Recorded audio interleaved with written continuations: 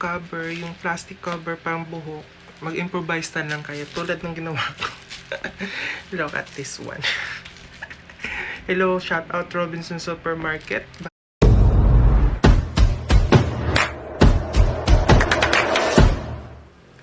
Hi guys, welcome back to my YouTube channel. Once again, this is Alver, and if you're new to my YouTube channel, please don't forget to like this video.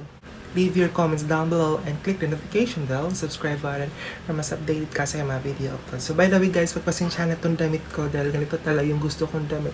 Once nasa bahay lang ako, cause day off ko ngayon, so ito yung suot ko talaga. So sorry, kasi maliligo na rin ko after, so ito talaga yung suot ko para press ko. So ayan. So, anyway guys, let's go back to the video. And yun nga, may napanood kasi ako sa online, which is yung sa YouTube or sa TikTok, nag-online siya.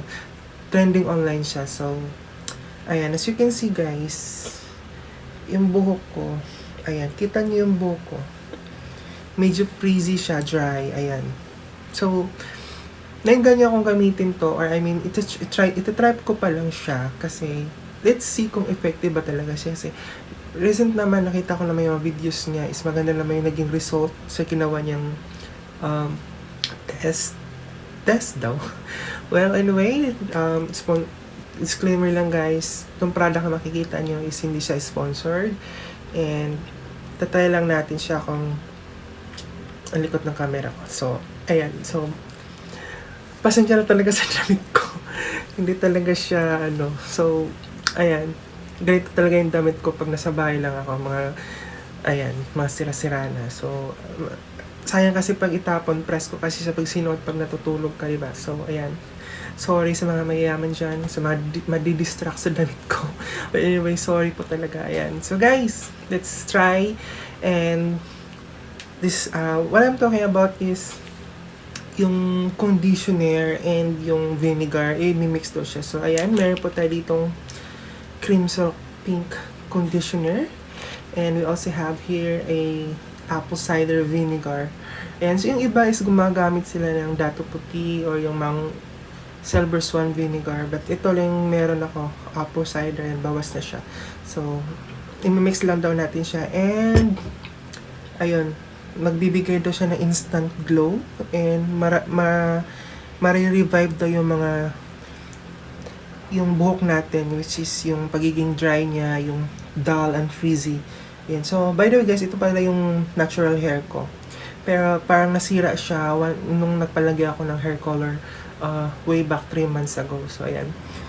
Ito, naging ganito na siya, and hindi ko na siya masyadong namamanage kasi yun nga, dry, and ayan o, kita nyo naman. So, I will try this one, using these two products, kung effective siya or not. So, ayan. So, let's go to the main ingredients. Gagawin nating mixtures. And disclaimer ulit, this product or this video is not sponsored for any company or any product. So, pero baka naman, magbigay sila ng char. But anyway, so what I'm talking about guys is this one.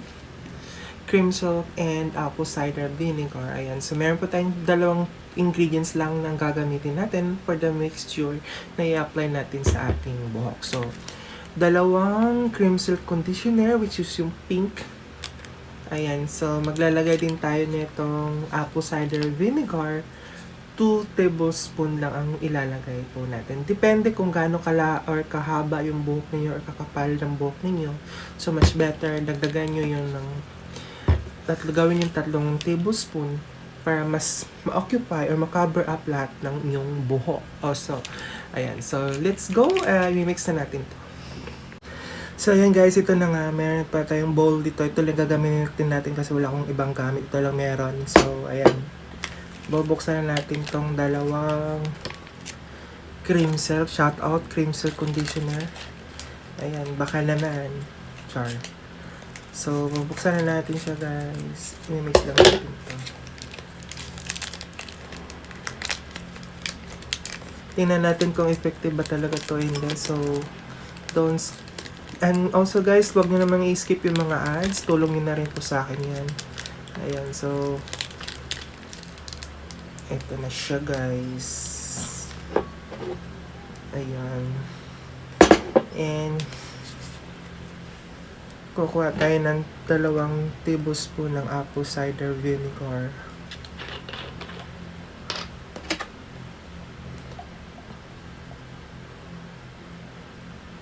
One and 2.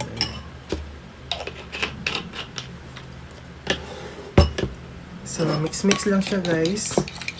Ayan, ikot-ikot lang tulad ng ex mo kung paano kanya pinaikot-ikot dati, char. Mix mo lang siya ng ganito. Ayan, sumagamit siya na, guys. Magbibigay dito ng instant hair, ang tawag dito? Straight hair, pero I don't know kung totoo ba o hindi. So, malalaman natin yan mamaya pag natapos na natin itong experiment natin na ito. So, first time ko itong gagawin, guys. Ayan, so, kung gusto niyo itong ganito mga videos, please consider to subscribe to my YouTube channel. And para mas updated ka or mauna ka makapanood ng aking mga videos na i-upload dito sa aking YouTube channel. So, ayan, okay na siya, guys. Na-mix na siya. So, ready to apply na sa ating buhok. So, let's start, guys. Ilagay na natin to sa ating, or sa aking buhok lang. Ako lang pala mag-isa dito. So, ayan. Try na natin siyang ilagay. Dahil maiksi lang naman ang buhok ko, ganito lang gagawin natin. Diretso na natin siya. In fairness, mabango siya, guys. Hindi amoy suka. Ayan. Ano kayang kinalabasan nito?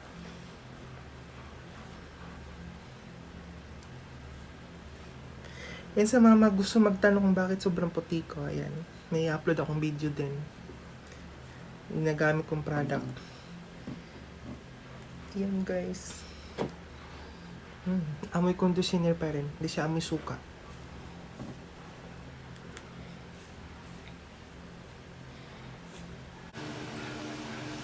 Alam mo ka, madami pa siya.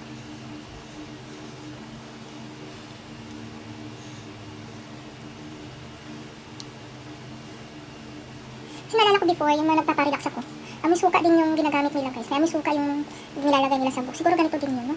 Nilalagay nila ng suka. Lapit na siya maubos.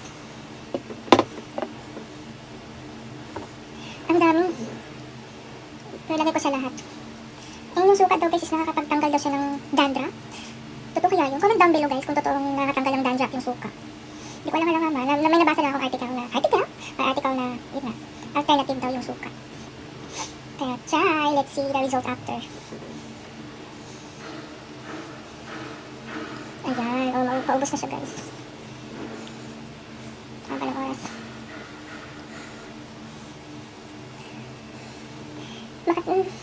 Parang mahapdi yung anit ko.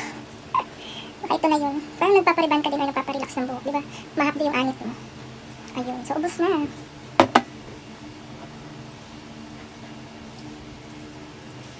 Ang laki ng buhok.